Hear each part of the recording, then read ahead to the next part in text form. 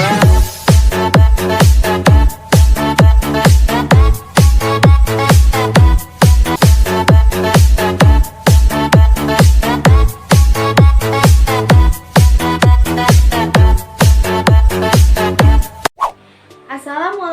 warahmatullahi wabarakatuh.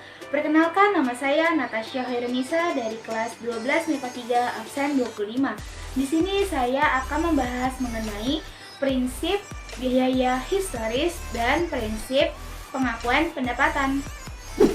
Assalamualaikum warahmatullahi wabarakatuh. Perkenalkan, nama saya Diva Pradita Effendi Putri. Saya absen 12 dari kelas 12 MIPA 3. Saya dari kelompok 4. Di sini saya akan menjelaskan tentang prinsip entitas dan prinsip pengungkapan secara lengkap. Assalamualaikum warahmatullahi wabarakatuh. Perkenalkan, nama saya Della Putri Elson dari kelas 12 MIPA 3 absen 8 kelompok 4. Assalamualaikum warahmatullahi wabarakatuh. Nama saya Muhammad Rafli Fahrezi dari kelas 12 MIPA 3 nomor absen 24. Halo semuanya, perkenalkan nama saya Melisa Bella dari kelas 12 MIPA 3. Assalamualaikum warahmatullahi wabarakatuh. Nama saya Gilang Baihaki dari kelas 12 MIPA 3 nomor absen 16. Kita akan membahas tentang prinsip dari akuntansi.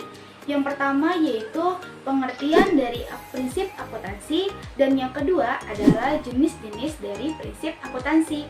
Sebelum kita masuk ke jenis-jenis dari prinsip akuntansi, apa sih akuntansi itu?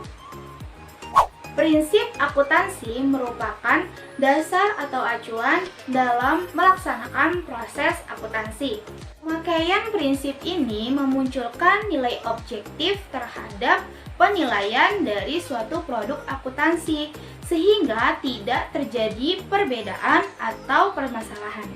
Selain itu, laporan keuangan sebagai produk dari akuntansi haruslah bisa dibaca dan dipahami oleh semua pihak.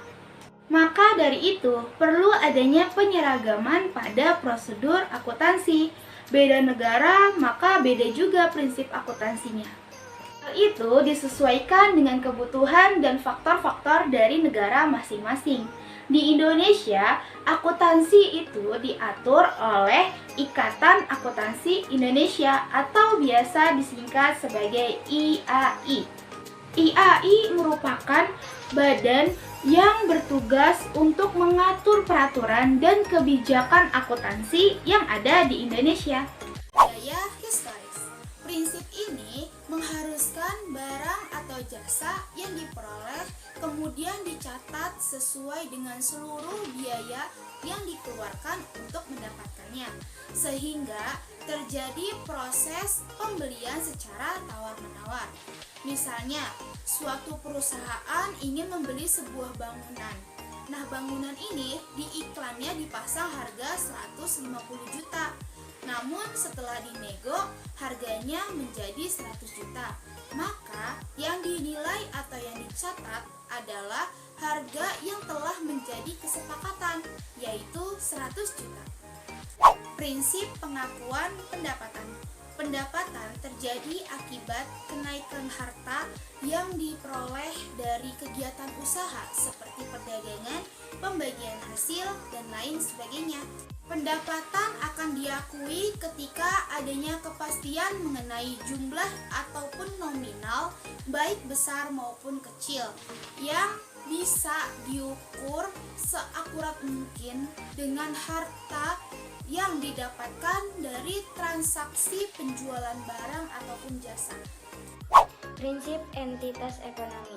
Berdasarkan prinsip ini, sebuah perusahaan diartikan sebagai sebuah kesatuan usaha, baik berdiri sendiri maupun terpisah dari entitas ekonomi.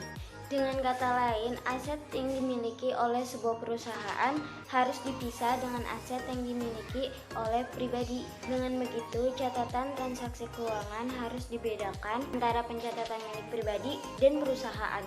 Entitas juga disebut setiap individu atau organisme yang berbadan hukum. Dalam hal ini, entitas sendiri terbagi menjadi 3 macam, yaitu yang pertama berdasarkan konsep ekonomi. Artinya adalah setiap unit ekonomi yang melakukan aktivitas finansial untuk kepentingan dirinya sendiri. Yang kedua ialah berdasarkan konsep akuntansi. Entitas ialah suatu unit usaha dengan kegiatan ekonomi dari unit tersebut sebagai fokusnya. Dan yang ketiga ialah berdasarkan konsep finansial. Arti entitas adalah subjek pajak dan atau wajib pajak. Dalam hal ini, Undang-Undang Perpajakan, suatu entitas dapat mempunyai status badan hukum maupun tidak mempunyai status sebagai badan hukumnya. Contoh entitas yang memiliki status badan hukum yaitu PT, CV, firma, yayasan, koperasi, dan lainnya. Sedangkan entitas yang tidak memiliki status badan hukum contohnya adalah pribadi atau individu serta harta warisan yang belum dibagi. Dan yang kedua yang akan kita bahas ialah tentang prinsip pengungkapan secara lengkap. Prinsip pengungkapan secara lengkap. Prinsip ini mengharuskan penyajian informasi dilaporkan keuangan secara lengkap karena untuk membuat para pemakai informasi akuntansi tidak tersesat dengan laporan keuangan yang setengah jadi. Jika terdapat informasi yang tidak dapat dimuat di laporan keuangan, maka Anda harus bisa menulis keterangan tambahan informasi berupa catatan kaki atau lampiran.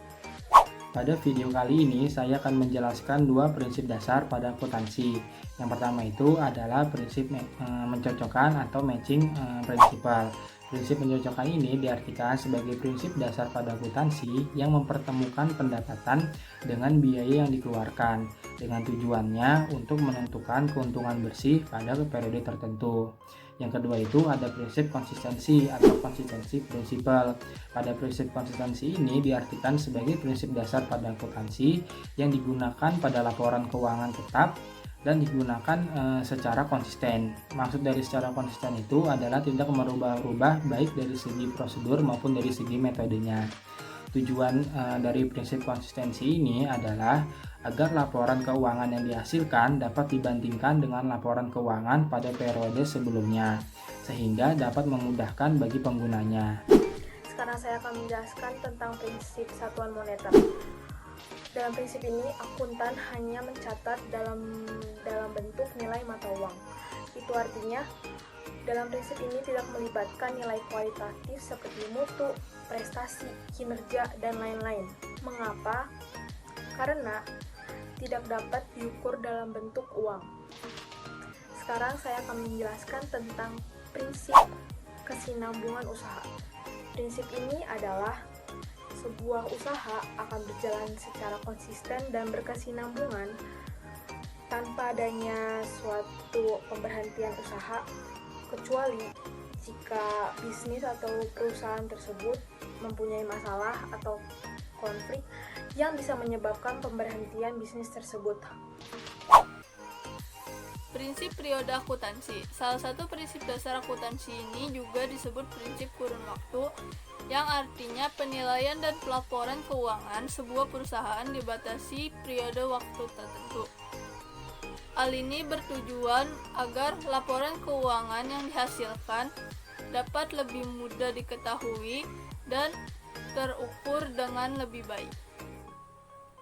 Misalnya, sebuah perusahaan menjalankan usahanya menggunakan periode akuntansi mulai tanggal 1 Januari sampai tanggal 31 Desember.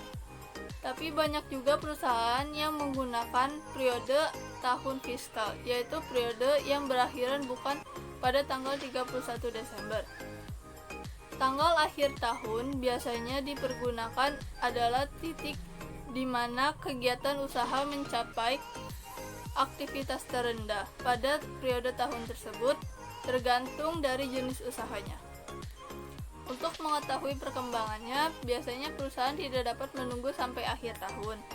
Manajer dari suatu usaha ingin mengetahui kesuksesan perusahaannya pada setiap bulan, setiap kuartal, dan setiap tahun.